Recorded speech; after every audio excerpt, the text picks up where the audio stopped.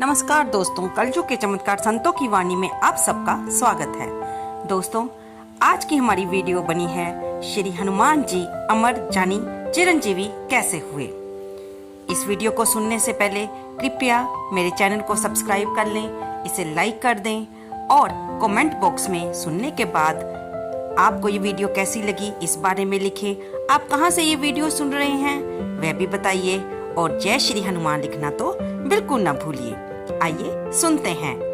8 महामानवों को पृथ्वी पर चिरंजीवी माना जाता है। अश्वत्थामा, बलि, व्यास जी, हनुमान जी, विभीषण, परशुराम जी, कृपाचार्य और महामृत्युंजय मंत्र के रचयिता मार्कंडेय जी। श्री हनुमान जी के चिरंजीवी होने की कथा आज आपको इस वीडियो में सुनाई जाएगी। आप यदि इस रहस्य को समझना चाहते हैं तो पूरे भाव से सुने। कथा को श्री रामचरित्र मानस जी की चौपाइयों और श्री रामायण जी के उदाहरणों के साथ विस्तार से ही बताया जाएगा। इससे आपको खूब आनंद आएगा। हनुमान जी सीता जी को खोजते खोजते अशोक वाटिका पहुंच गए। विभीषण जी से उन्हें लंका के बारे में संक्षिप्त परिचय प्राप्त हो ही चुका था। पवन सुत ने भगवान श्री रामचंद्र जी द्वारा दी गई मुद्रिका चुपके से गिराई। श्री रामचरित्र मानस जी को देखें तो हनुमान जी के अशोक वाटिका में पहुंचने के प्रसंग से ठीक पहले का प्रसंग आता है रावण का अपनी रानियों और सेविकाओं के साथ वहां आने का। वह माता सीता जी को तरह तरह के प्रलोभन देता है, उन्हें पटरानी बनाने की बात करता है और समस्त रानियों को उनकी सेवा में तैनात कर देने की बात कहता है। परंतु सीता जी प्रभावित नहीं होती।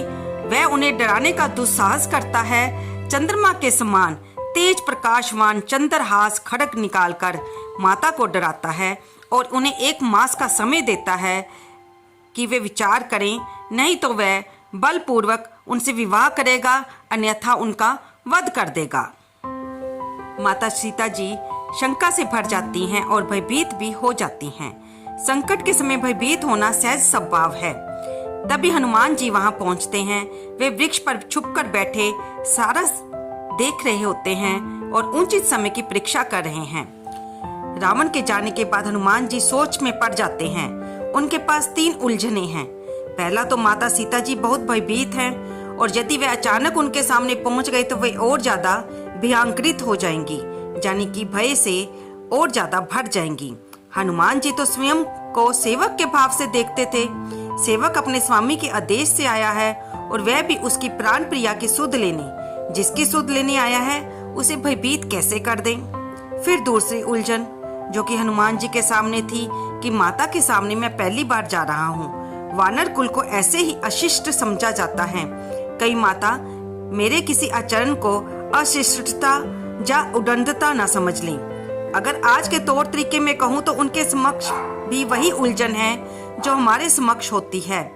तो क्या सर्वथा उचित व्यवहार, संबोधन आदि होगा, ये सब सोच रहे हैं। फिर तीसरी उलझन कि मैं किस भाषा का प्रयोग करूं, मैं अपनी बात माता को कैसे कहूं। रावण को उन्होंने शुद्ध संस्कृत भाषा में प्रयोग करते सुना था और यदि वह भी संस्कृत भाषा बोलते हैं तो कहीं उन्हें भी रावण का भेजा हुआ कोई मायावी समझकर माता क्रोध में न चिल्लाने लगे और रक्षकों की नींद ना खुल जाए। किष्किंधा की बोली का प्रयोग करूंगा तो माता के लिए अपरिचित लगेगा। बहुत विचार करने पर वह अयोध्या की भाषा का प्रयोग करते हैं। संवाद बहुत काम करता है।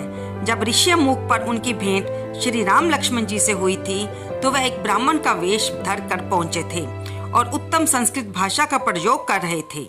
तब श्री राम जी ने कहा था कि इनकी वाणी में जितनी मिठास है उतनी ही सुंदर शैली, उतना ही उच्च कोटि का व्याकरण प्रयोग। ऐसे व्यक्ति जिस राजा के मंत्री हो वह राजा कभी दुखी हो ही नहीं सकता। तब हनुमान जी ने बहुत सोचकर मुद्रिका गिराई और माता की प्रतिक्रिया को बड़ी गहराई से देखा। हम सुंदरकांड में पढ़ते ही हैं, तब देखी मुद्रिका मनोहर, राम नाम अंकित अति सुंदर, चकित चितिव मुद्री पहचानी, हर्ष विषाद हृदय अकुलानी। तब उन्होंने राम नाम से अंकित अत्यंत सुंदर एवं मनोहर श्री राम जी की अंगूठी देखी। अंगूठी को पहचान कर माता आश्चर्यचकित होकर इधर उधर देखने लगी और हर्ष तथा विषाद से हृदय में अकुला उठी। माता विभोर है, चकित है कि ये कहां से आई।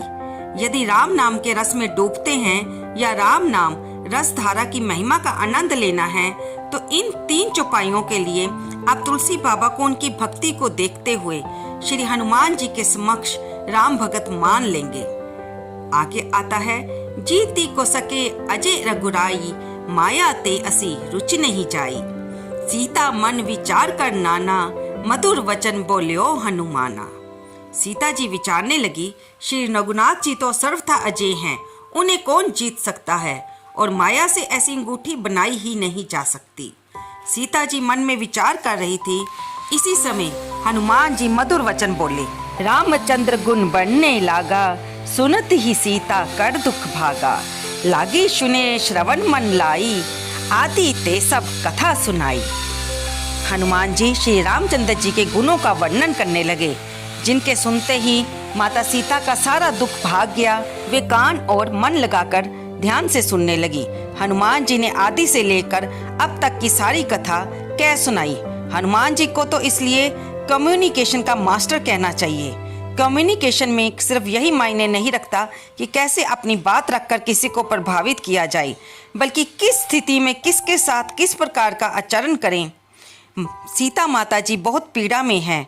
वे आत्मनाश के लिए यानी कि अपने आप को खत्म करने के लिए तिष्ठा से प्रार्थना कर रही थी।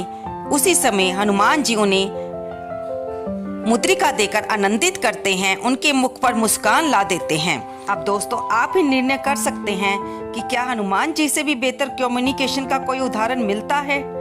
श्रवणामित जही कथा सुनाही, कहीं सो प्रकट होती किन भाई। तब हनुमंत निकट चली गईयो, फिर बैठी मन विस्मय भइयो। माता सीता बोले, जिसने कानों के लिए अमृत रूप ये सुंदर कथा कही है, वे हे भाई प्रकट क्यों नहीं होता। तब हनुमान जी पास चले गए। उन्हें देखकर सीता जी फिर मुख फेर कर बैठ गई। उनके मन में आश्चर्य हुआ। अब हनुमान जी अपनी चतुराई, अपनी बुद्धि का सुंदर परिचय देते हैं। आइए आप भी सुनिए। रामदूत मैं मातु जानकी, सत्य शपथ करुणा निधान की। ये मुद्रिका मात में आनी, दीने राम तुम कह सहिदानी।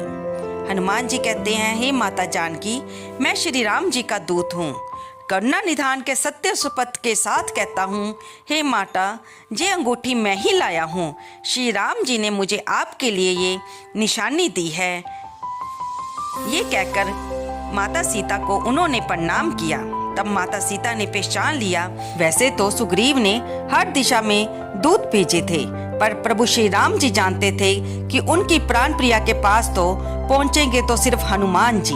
सीता जी उस समय क्या सोचेंगी वह भी प्रभु जानते थे। इसलिए हनुमान जी को उन्होंने एक कोड भी बता दिया था, जो कि पति पत्नी के बीच का था, विश्वास का कोड, ताकि कभी कोई मायावी अपनी माया फैलाए तो सीता उसे परख सके। तो वह कोड क्या है, जिसके कारण सीता जी को एक सेकंड नहीं लगा ये निर्णय करने में कि ये वानर माया जीव नहीं रामदूत है। हनुमान जी कहते हैं, अतिशय प्रिय करुणा निधान की। करुणा निधान संसार में सिर्फ माता सीता ही श्री राम जी को एकांत में कहती थी, उसके अलावा और कोई नहीं। माता ने अपने नाथ का कुशल क्षेम पूछा। हनुमान जी ने उनकी विरह वेदना बताई कि हे माता, आपके विरह में प्रभु इतने दुर्बल हो गए हैं कि जो मुद्रिका मैं लेकर आया हूँ वे अब उनकी उंगलियों में नहीं आती, बल्कि कंकन यानी कंगन की तरह पहनने योग्य हो गई है। इस प्रसंग को संक्षेप में छोड़ा जा रहा है क्योंकि ये बहुत लंबा है और फिर वीडियो भी हमारी बहुत लंबी हो जाएगी। हम आगे चलते हैं कि कैसे प्रभु की अंगूठी भगवान के लिए कलाई में धारण करने योग्य कंगन जैसी हो गई है। इसके बारे में कभी आपको बाद में बताया जाएगा। हनुमान जी ने प्रभु का संदेश माता को दिया, माता का कुशल क्षेम पूछा, माता से आज्ञा लेकर वाटिका के फल खाए। हनुमान जी ने फल इसलिए खाए क्योंकि माता को आशंका थी कि हनुमान जी जैसे वानरों के सहयोग से क्या प्रभु रावण को जीत सकेंगे। माता जब पूछती है कि क्या सारे वानर तुम्हारे ही जैसे हैं, तो हनुमान जी कहते हैं कि कुछ मेरे से छोटे भी हैं। तब माता को शंका होती है कि ये कैसे होगा, कैसे प्रभु इन वानरों के सहयोग से रावण को जीत सकेंगे। हनुमान जी तो ज्ञानियों के बीच अग्रगण्य हैं, यानी ज्ञानी जनों में भी श्रेष्ठ हैं और कम्युनिकेशन के मास्टर तो हैं ही। लंका पार करके वे अपनी सामर्थ्य शक्ति का परिचय दे चुके थे। अपनी बातों से माता को प्रभावित कर वाक शक्ति को सिद्ध कर चुके हैं। अब उन्हें अपने मित्रों साथियों की शक्ति का भी तो परिचय देना है। इसके साथ साथ रामदूत हनुमान जी को शत्रु के मन में श्री राम की शक्ति का प्रदर्शन करके एक चेतावनी भी तो देनी थी। राक्षसों के मन में प्रभु का भय ना पैदा करें, ऐसा कैसे संभव था। हनुमान जी ने फल खाने के बहाने वाटिका में इतना उत्पात मचाया कि रावण ने अपने परमवीर पुत्र अक्षय कुमार को हनुमान जी को पकड़ने भेजा। रावण का अजय पुत्र अक्षय कुमार बजरंगबली के हाथों मारा गया। अक्षय जैसे वीर का वध एक वानर ने कर दिया। ये सोचकर रावण घबरा गया। उसने इंद्रजीत को हनुमान जी को पकड़ने भेजा। इंद्रजीत को भी हनुमान जी ने नाको चने चबवा दिए। उसने हार कर पवन सुत पर ब्रह्मास्त्र चलाया। ब्रह्मास्त्र का मान रखने के लिए हनुमान जी अल्प मूर्छा में आए तो नागपाश में इंद्रजीत ने उन्हें बांध लिया। हनुमान जी ने को रावण के दरबार में लाया गया तो उन्होंने एक झटके से ही खुद को मुक्त कर लिया। रावण ने इंद्रजीत को हनुमान जी का वध करने को कहा तो विभीषण ने समझाया कि दूत का वध करना पाप है। बौखलाए हुए रावण ने अंग भंग की सजा सुनाई। हनुमान जी की पूंछ में आग लगाने की सजा मिली। राक्षसों ने बजरंगबली की पूंछ में कपड़ा और तेल पेटकर पूरी लंका में घुमाया और हनुमान जी ने इस तरह पूरी लंका देख ली। सीता जी को सूचना मिली रावण हनुमान जी की पूंछ में आग लगाने वाला है। इससे वह बहुत दुखी हुई। माता ने अग्निदेव से प्रार्थना की। अग्निदेव प्रकट हुए तो माता ने कहा, अग्निदेव, यदि मैं सच्ची पतिव्रता हूँ तो आप मेरे पुत्र हनुमान को अपने तेज से पीड़ित मत कीजिएगा। अग्निदेव ने कहा, ऐसा ही होगा माता, आप चिंता ना करें। आपने जिसे पुत्र माना है और जो श्री राम जी का कार्य करने आए हैं, उनके कार्य में बाधा हो ही नहीं सकती। हनुमान जी ने पूरी लंका का निरीक्षण कर लिया। उसके बाद घूम घूम कर पूरी लंका जला दी। माता की कृपा से पूंछ में आग लगने के बावजूद हनुमान जी की पूंछ नहीं जली। हनुमान जी ने लंका में सिर्फ 2 घर छोड़े। एक घर विभीषण का, क्योंकि वह राम भगत थे। दूसरा कुंभकर्ण का, क्योंकि जब वह कुंभकर्ण के महल में पहुंचे तो कुंभकर्ण गहरी निद्रा में सो रहा था। उसकी पत्नी ने हनुमान जी से विनती की, उसके पति गहरी निद्रा में सो रहे हैं, वह इस अपराध में सम्मिलित ही नहीं है। श्री राम तो न्याय प्रिय हैं, वह किसी को अकारण दंड नहीं देते।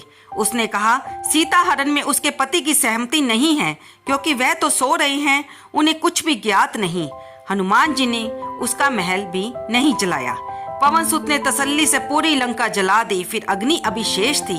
पूंछ की आग को बुझाने के लिए पवन सुत समुद्र में गए तो आग बुझाते समय उन्हें बड़ा पछतावा हुआ कि मैंने पूरी लंका जला दी, कहीं कोई अनर्थ तो नहीं हो गया। उन्हें आशंका हुई कि सारी लंका तो जला डाली, कहीं ऐसा तो नहीं कि जिससे आग वन में भी चली गई हो और माता सीता को चोट पहुंची हो। बजरंगबली के मन में भय हुआ, जिसकी सूचना लेने आए थे कहीं उसका अनिष्ट तो नहीं कर दिया। उन्हें इस बात का ध्यान ही नहीं रहा कि जिसकी आज्ञा से अग्नि ने उनकी पूंछ न जलाई, वह भला स्वयं सीता जी को क्या हानि पहुंचाएंगे। भोले भाले मन वाले बजरंगबली फिर तुरंत भागे लंका में माता की सुध लेने। हालांकि उनके मन में ख्याल आ रहा था कि सीता जी पर अग्नि का भला क्या प्रभाव होगा, परंतु माता ने उन्हें पुत्र कहकर संबोधित किया था, इसलिए उनके मन में पुत्र वाला भाव आ रहा था। संकट काल में मन के कोमल भाव सबसे ज्यादा पुष्ट हो जाते हैं। परिजनों के लिए पीड़ा उभरती है। इससे हनुमान जी भी मोहित हो गए थे। बजरंगबली धर्म संकट में है और माता के सम्मुख जाएं भी तो कैसे, क्या बहाना बनाया जाए। वह कैसे कहेंगे कि मैं ये देखने आया हूँ कि आप लंका की आग में भस्म तो नहीं हुई। अग्नि श्री राम से वैर मोलने की हिम्मत कर नहीं सकते। इस धुन में खोए पवन सुत फिर से अशोक वाटिका पहुंचे और कहा कि मैं आपसे माँ आज्ञा लेने आया हूँ। माता तो अंतर्यामी बैठी। हनुमान जी को कुशल देखकर वह बड़ी प्रसन्न हुई। सब समझ गई। सर्वप्रथम उन्होंने अग्निदेव का आभार व्यक्त किया। अब हनुमान जी पुत्र के भाव से आए हैं, माता ने जान लिया। वो अब एक देवी नहीं, एक माता की भांति सोच रही हैं। हर माता अपने पुत्र को चिरंजीवी और अमर कर देना चाहती है। माता सीता भी उसी भाव में है।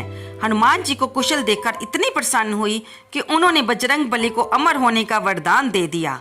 माता के इसी वरदान से हनुमान जी अमर हो गए थे। इंद्र ने पहले ही उन्हें बाल्यकाल में इच्छा अनुसार जीवन त्याग का वरदान दिया ही था, परंतु माता ने तो अशोक वाटिका में अमर कर ही दिया। हनुमान वापस क्यों आए हैं, माता ये बात समझ गई थी, पर रामदूत उनके सहारे बने थे, इसलिए पुत्र को झेप हो ये भी उचित नहीं। इसलिए माता ने कहा, पुत्र हनुमान, तुमने मेरे मन की बात समझ ली। मेरी इच्छा थी कि लंका से विदा होने से पहले तुम मेरे पास एक बार आकर जरूर मिलो। हनुमान जी प्रसन्न हो गए। उन्होंने कहा, आपने मुझे मेरी अपनी जननी माता अंजना जैसा प्रेम मिला है। माता पुत्र होने के नाते मेरा कर्तव्य है कि माता के संकट को तत्काल दूर करना। मैं तो कभी भी आपको अपने साथ लेकर चल सकता हूँ, लेकिन जिसने प्रभु को पीड़ा दी है उसे दंड भी प्रभु ही देंगे। इसलिए मैं प्रभु श्री राम के साथ आऊंगा और अत्याचारी का अंत कर आपको कौशलपुरी लेकर जाऊंगा। हनुमान जी ने आशीर्वाद लिया और उन्हें वचन दिया कि 1 माह के भीतर वह प्रभु के साथ आकर रावण का नाश करके उन्हें लेकर जाएंगे। इस प्रकार श्री हनुमान जी अमर हुए। तो दोस्तों, यहाँ पर आज हमने श्री हनुमान जी के बारे में, अजर अमर होने के बारे में जाना, उनकी सीता जी के साथ पहली भेंट को जाना। आपको ये वीडियो कैसी लगी कृपया लाइक करें, शेयर करें और कमेंट बॉक्स में जय श्री हनुमान, जय श्री राम लिखना ना भूलें। धन्यवाद दोस्तों।